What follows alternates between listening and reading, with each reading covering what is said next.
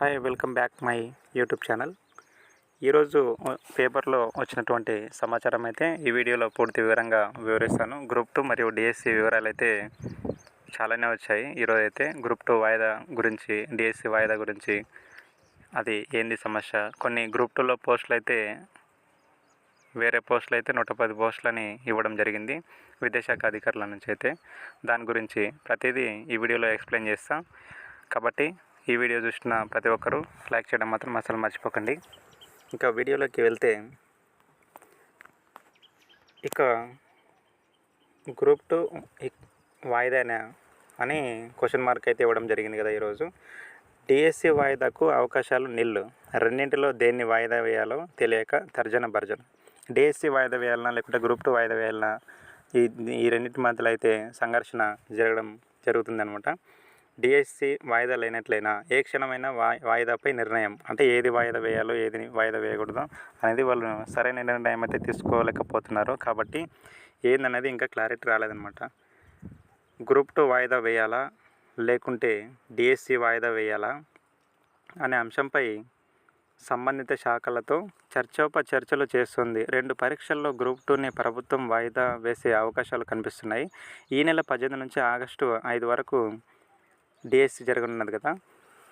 అభ్యర్థులు CBT online విధానంలో పరీక్ష రాయనున్నారు. ఇప్పటికే టీసీఎస్ సంస్థ పరీక్షలకు ఏర్పాట్లు చేస్తుందన్నమాట.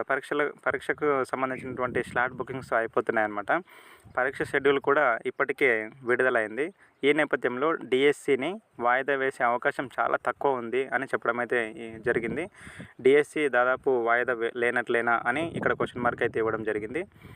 ఇంకా ఆగస్టు 5 వరకు జరగనున్నాయి కదా ఈ డిఎస్సి పరీక్షలు. అయితే వాటి పూర్తిగా ఏర్పాట్లు అయితే జరుగుతున్నాయని చెప్పేసి ఈ పేపర్లో అయితే ఈరోజైతే ఇవ్వడం జరిగిందనమాట.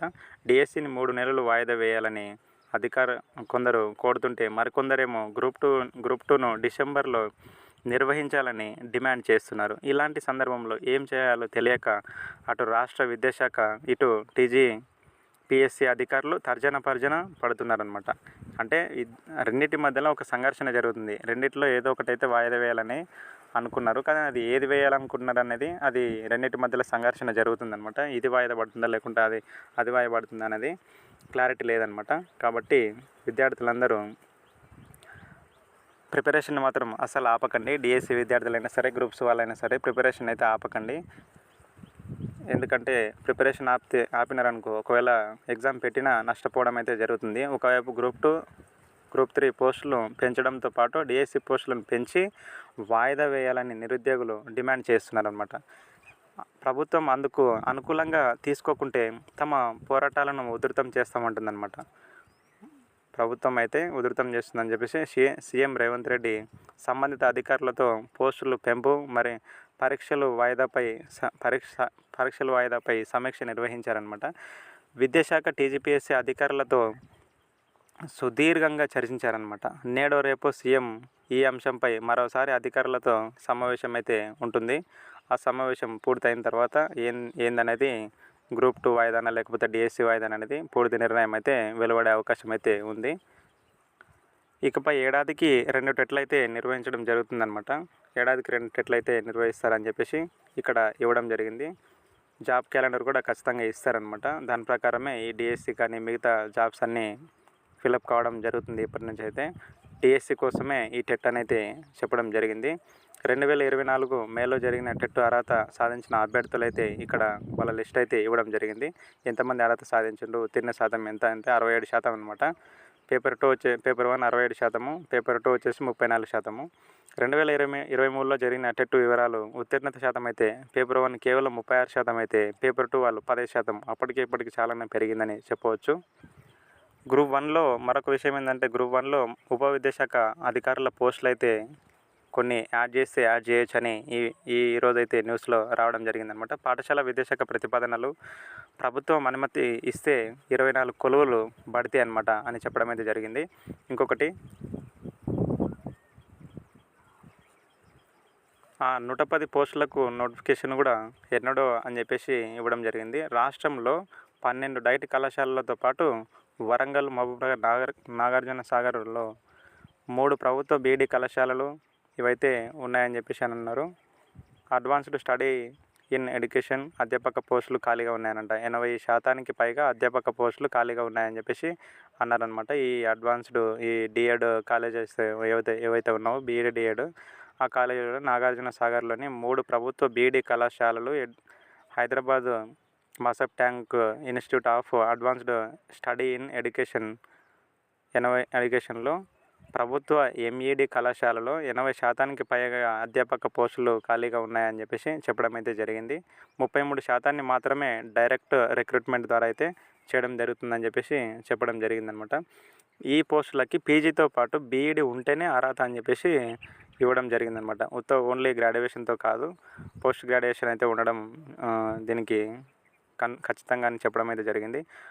అనుమతి ఇచ్చి 7.5 దాటినా వీటిపైన ఎటువంటి స్పష్టత లేదని చెప్పేసి చెప్పడం జరిగింది. భర్తీ చేసేందుకు ఆర్థిక శాఖ 2020 నవంబర్ 12న అనుమతి ఇచ్చింది. అందులో 24 ఉప విద్యాశాఖ అధికారుల పోస్టులు అయితే 110 అధ్యాపక సీనియర్ పోస్టులు అయితే ఉండడం జరిగిందని చెప్పేసి చెప్పడం జరిగింది.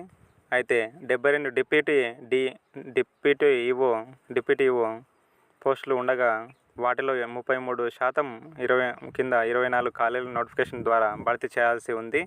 అయితే ఏడాదిన్నర గడిచినా ఇంకా నోటిఫికేషన్ వెలువడలేదన్నమాట. దీనిపైన అయితే ఎటువంటి స్పష్టత లేదని చెప్పేసి చెప్పడం జరిగింది. ఏడాదిన్నర అయినా ఈ 110 పోస్టులకైతే ఎటువంటి స్పష్టత లేదని చెప్పేసి ఈరోజు పేపర్కి అయితే రావడం జరిగింది.